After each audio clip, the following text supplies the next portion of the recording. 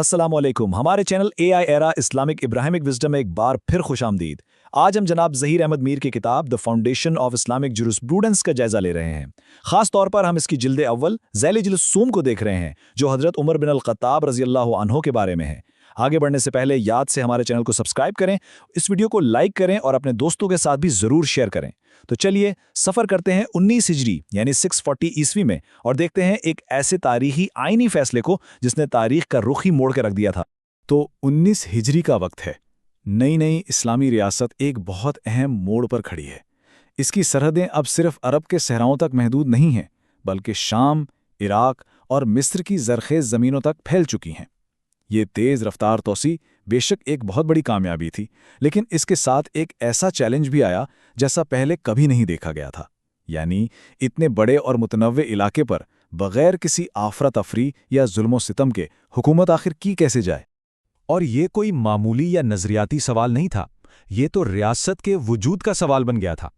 भला एक मरकज़ी अथॉरिटी खुद अपने ही फैलाव के बोझ तले दबकर बिखरने से कैसे बच सकती थी? एक ऐसी सल्तनत में इंसाफ और इत्तेहाद को कैसे यकीनी बनाया जा सकता था जो हर गुजरते दिन के साथ और बड़ी होती जा रही थी? यही वो बुनियादी चैलेंज था जिसका सामना हज़रत उमर रज़ियल्लाहु अन्हु कर रहे थे। अब इन चैलेंजेस का जवाब उस वक्त के मौजूदा मॉडल्स में तो था नहीं। देखिए ना, दारुल हुकूमत मदीना से बराह रास्त हुकूमत करना तो तभी तौर पर नामुमकिन था। मौसिलात बहुत सुस्त थे और हर इलाके के अपने मसाइल, अपनी हकीकतें थीं। लेकिन दूसरी तरफ अगर दूर दराज सूबों को मुकम्मल खुदमुख्तारी दे दी जाती तो रियासत के टुकड़े टुकड़े हो जाते। तो मतलब साफ था, एक नए अप्रोच की ज़रूरत थी। हुकूमत के बारे में सोचने के एक बिल्कुल नए अंदाज की ज़रूरत थी। बड़ी दिलचस्प बात यह है कि रियासत की कामयाबी ही इसके वजूद के लिए कुछ गहरे आइनी खतरात पैदा कर रही थी। ये सिर्फ इंतज़ामी मसाइल नहीं थे, नहीं, ये तो इत्तेहाद और इंसाफ जैसी बुनियादी इक़दार के लिए हकीकी खतरात थे, जैसे कि मकामी जुल्म सितम का खतरा, कानूनी टूट फूट का अंदेशा और सूबों के अलग हो जाने का इम्कान।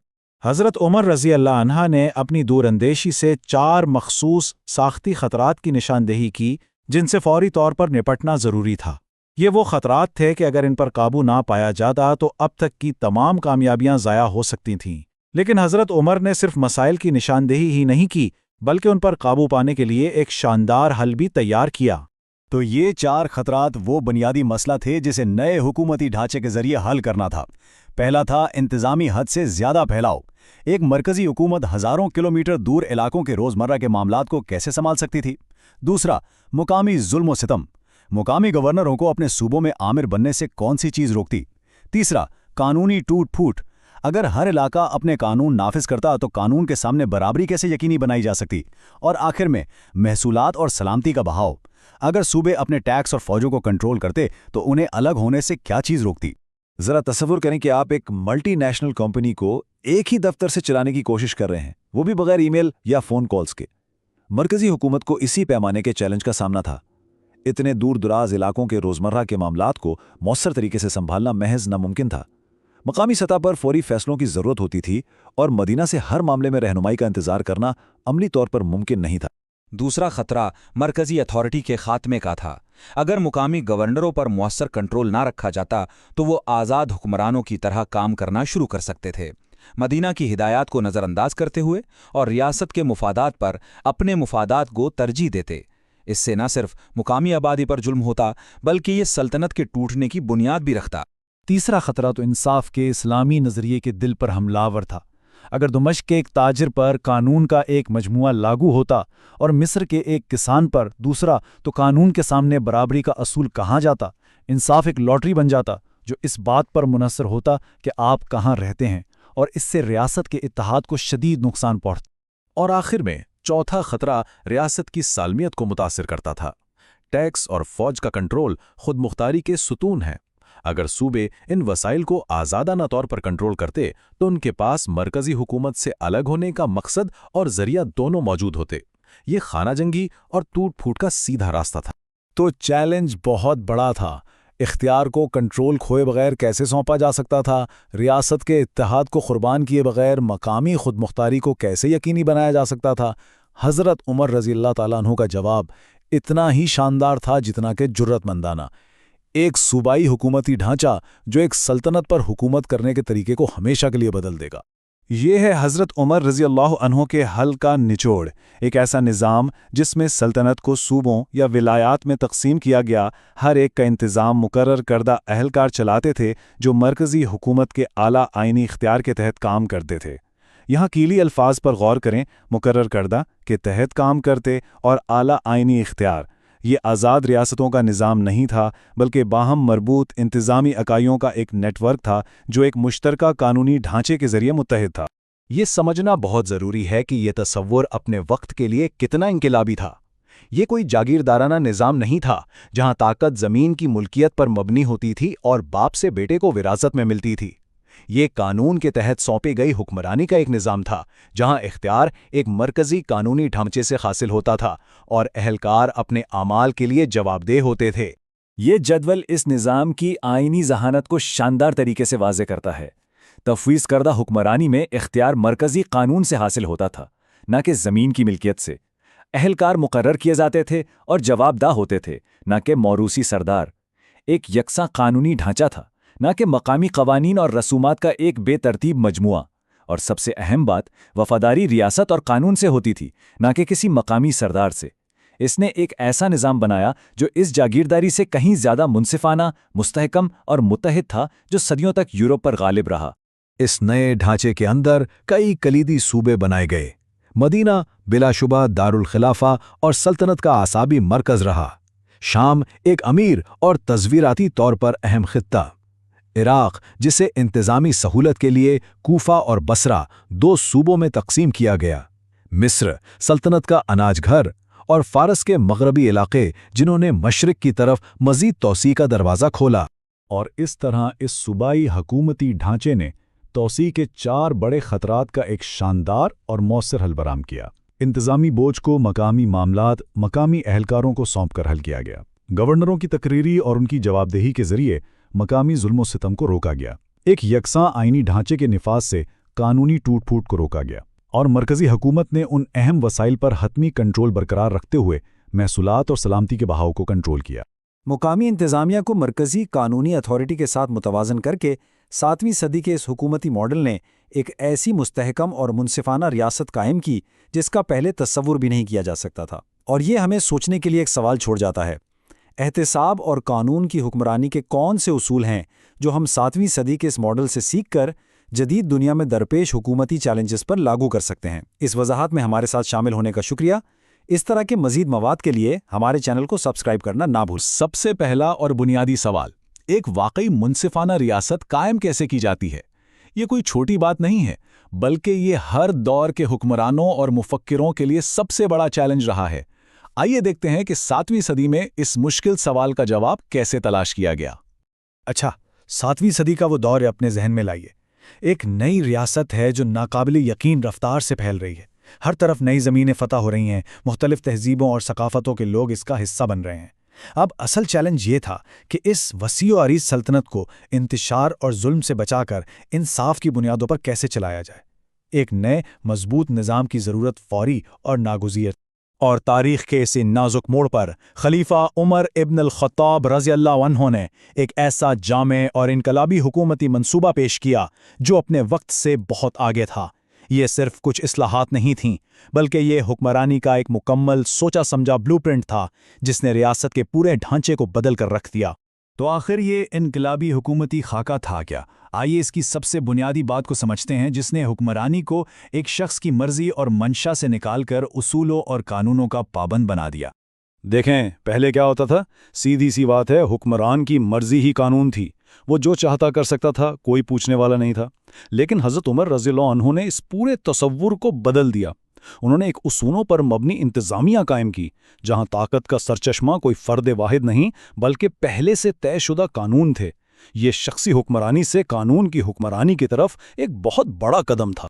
اس خاکے کا پہلا اور سب سے بنیادی ستون یہ تھا، اختیار کا سرچشمہ ذاتی طاقت نہیں بلکہ قانونی حکم نامہ ہے۔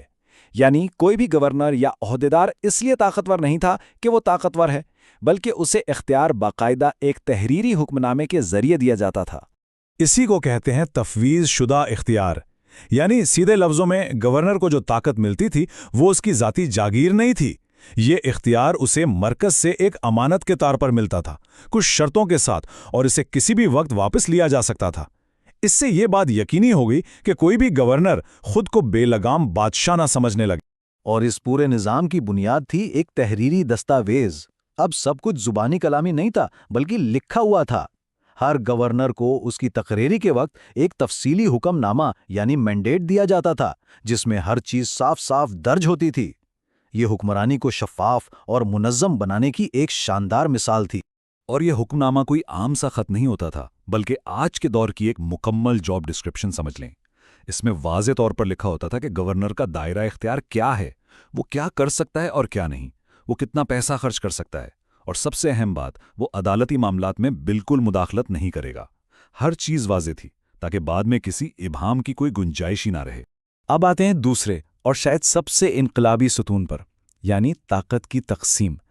یہ ایک ایسا زبردست قدم تھا جو آج بھی دنیا بھر کے آئین کی بنیاد ہے، اور اس کا صرف ایک مقصد تھا، کسی ایک شخص کو اتنا طاقتور ہونے سے روکنا کہ وہ بے لگام ہو جائے۔ یہ ایک بہت بڑا سوال ہے، کسی ایک اہلکار کو بہت زیادہ طاقتور بننے سے کیسے روکا جائے؟ اگر انتظامیہ، انصاف اور خزانہ یہ سب ایک ہی شخص کے ہاتھ میں دے دیا جائے تو کیا ہوگا؟ ظاہر بدعنوانی اور ظلم کا دروازہ کھل جائے گا۔ حضرت عمر رضی اللہ عنہ نے اس مسئلے کا کیا حل نکالا؟ انہوں نے جو نظام بنایا، اسے ہم آج کی زبان میں اختیارات کی علیحدگی یا سپریشن آف پاورز کا ایک ابتدائی ورژن کہہ سکتے ہیں۔ یہ اپنے دور کا ایک ناقابل یقین حد تک جدید خیال تھا۔ مطلب یہ کہ حکومت کے کاموں کو مختلف آزاد شعبوں میں تقسیم کر دو تاکہ وہ ایک دوسرے پر نظر بھی رکھ سکیں اور ایک توازن بھی قائم رہے۔ تو دیکھیں یہ تقسیم کتنی واضح اور عملی تھی۔ گورنر یعنی والی کا کام صوبے کی انتظامیہ اور سیکیورٹی کو دیکھنا تھا۔ قاضی یعنی جج مکمل طور پر آزاد تھا اور صرف انصاف فراہم کرنے کے لیے جواب دہ تھا، اور خزانے کا آفیسر تمام مالی معاملات کا ذمہ دار تھا۔ اور اہم بات یہ ہے کہ یہ تینوں ایک دوسرے کے ماتحت نہیں تھے، بلکہ تینوں براہ راست خلیفہ کو جواب دے تھے۔ تو اس کا سیدھا سا نتیجہ یہ نکلا کہ کوئی ایک شخص ریاست کے تمام اختیارات کا مالک نہیں بن سکتا تھا۔ گورنر انصاف کے معاملات میں دخل نہیں دے سکتا تھا، اور قاضی کو انتظامیہ سے کوئی لینا دینا نہیں تھا۔ طاقت تقسیم ہو چکی تھی، اور یہی اس نظام کی خوبصورتی اور اس کا توازن تھا۔ اب باری ہے تیسرے اور شاید سب سے اہم ستون کی، یعنی احتساب۔ کیونکہ اختیار دینا ایک بات ہے، لیکن اس اختیار کو قابو میں رکھنا وہ اصل چیلنج ہے۔ اس نظام میں اختیار کے ساتھ ایک بہت سخت لگام بھی تھی، اور وہ تھی جواب دہی کی۔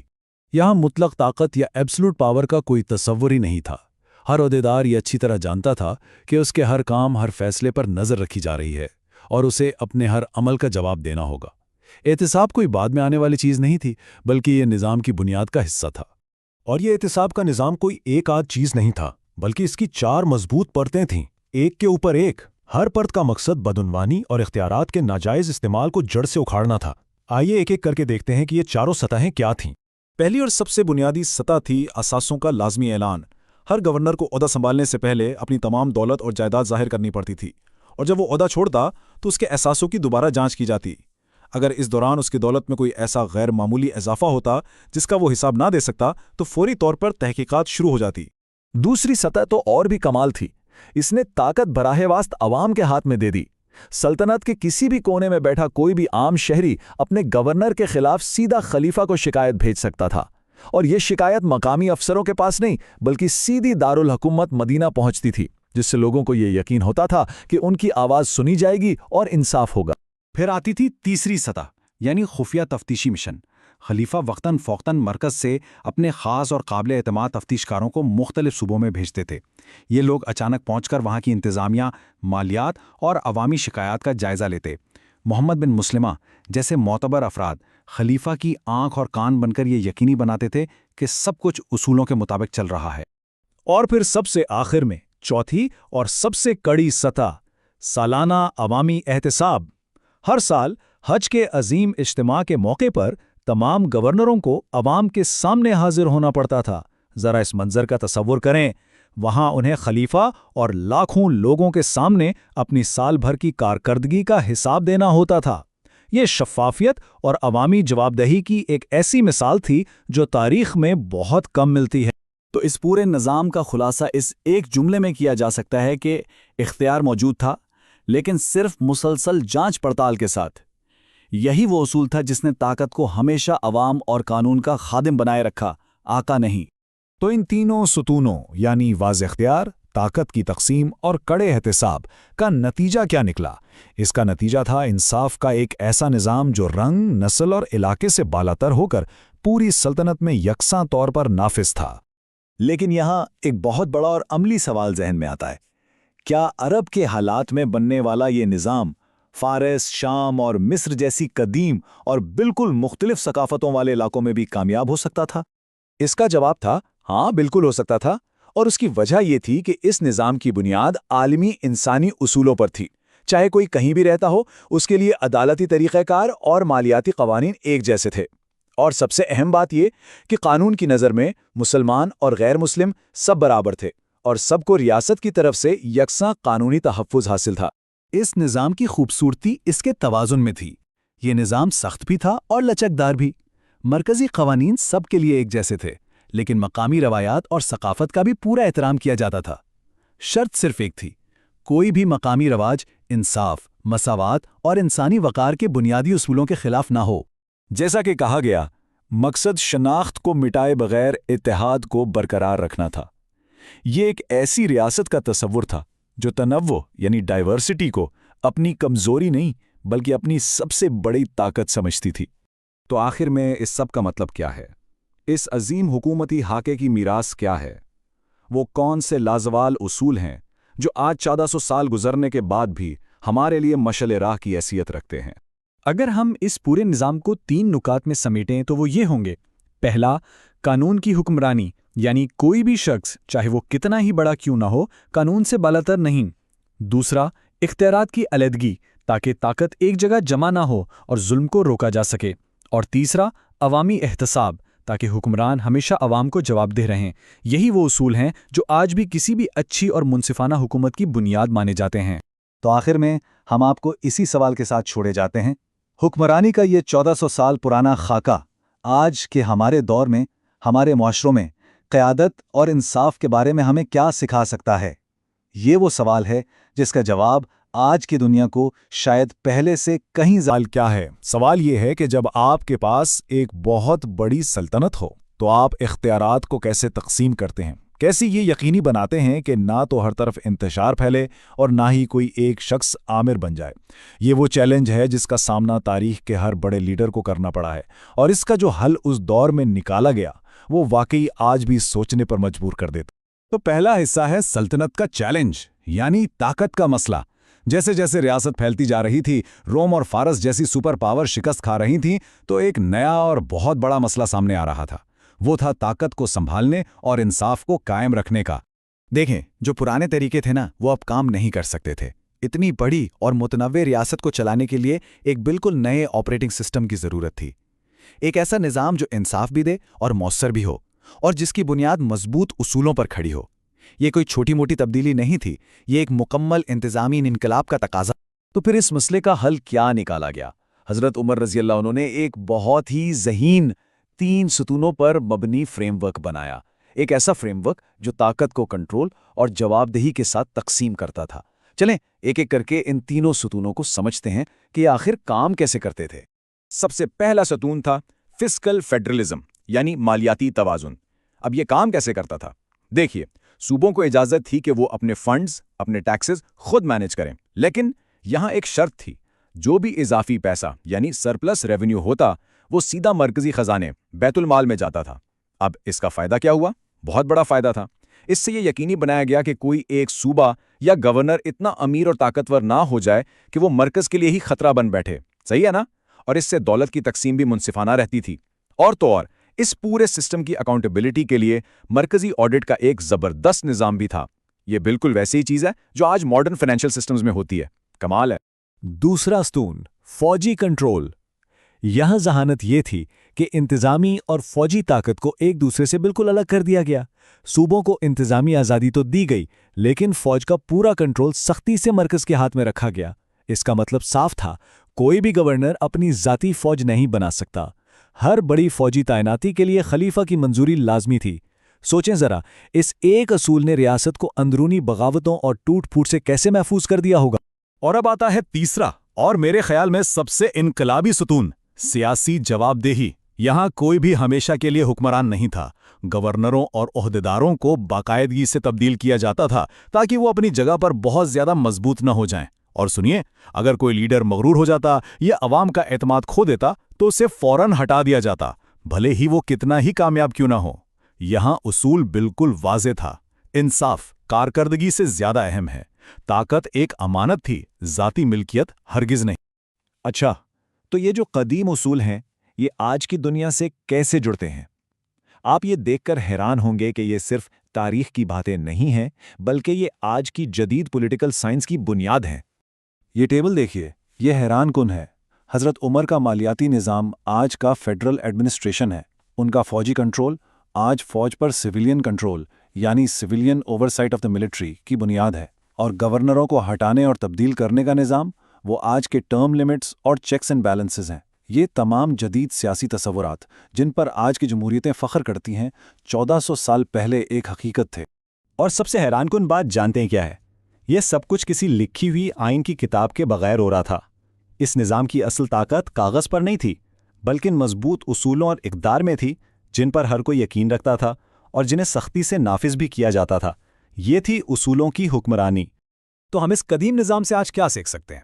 آئیے دیکھتے ہیں کہ یہ آج کی ریاستوں کے بڑے اور پیچیدہ مسائل کا حل کیسے پیش کرتا ہے۔ آج کی دنیا میں ہم کیا دیکھتے ہیں؟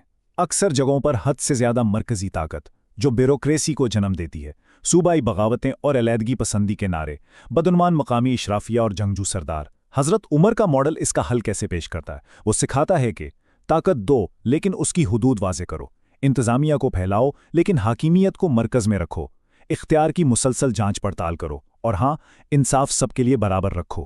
یہ وہ سبق ہیں جو آج بھی اتنے ہی اہم ہیں جتنے 1400 سال پہلے تھے۔ تو آج کے لیڈروں کے لیے 4 اہم سبق کیا ہیں؟ پہلا، واضح کریں کہ کس کو کیا اختیار دیا جا رہا ہے۔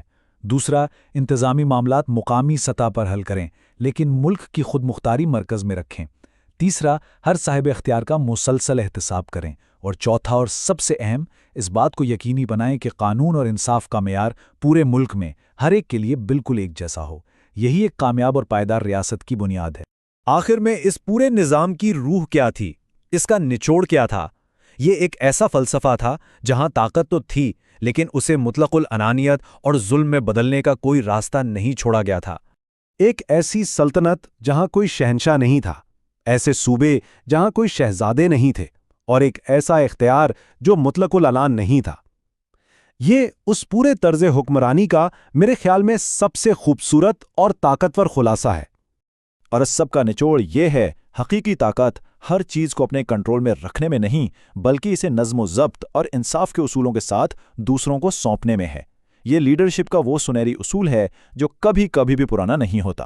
اسی نظام نے ایک تہذیب کو یہ موقع دیا کہ وہ اپنی روح اپنے انصاف کے معیار کو کھوئے بغیر ترقی کرے اور پھیلے۔ یہ صرف ایک انتظامی کامیابی نہیں تھی، یہ ایک گہری اخلاقی اور تہذیبی کامیابی بھی تھی۔ تو یہ سب دیکھ کر ایک سوال ذہن میں آتا ہے کہ کیا آج کے دور میں کوئی ریاست اس قدر اصولوں پر چل سکتی ہے؟ یہ ایک سوچنے کی بات ہے۔